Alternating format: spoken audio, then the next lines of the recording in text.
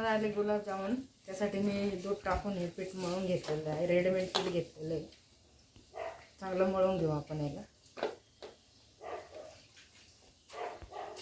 साखर, पाणी आणि वेलची टाकून साखरेचा पाक करून घेतला आपण.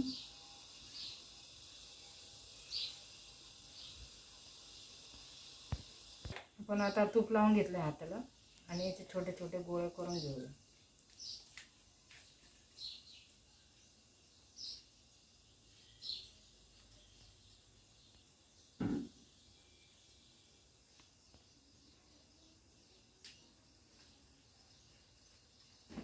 आपल्याला मोठे वाटले तर मोठे करू शकतो किंवा छोटे.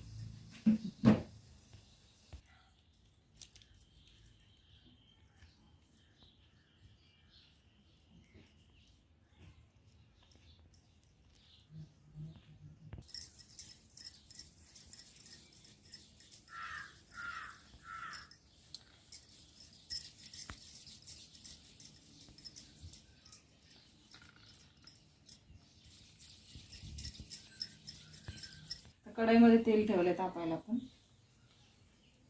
अजून तापलेलं नाही, थोडं तापून द्यायचं.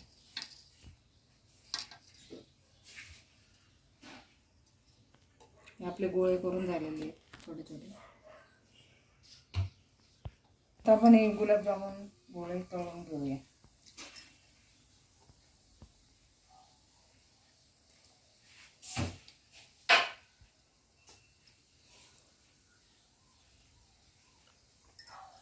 आता आपण हे पाकात टाकून घेतलेत.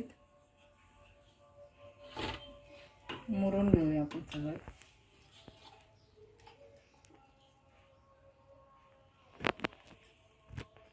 हे आपले गुलाबजामुन रेडी आहे.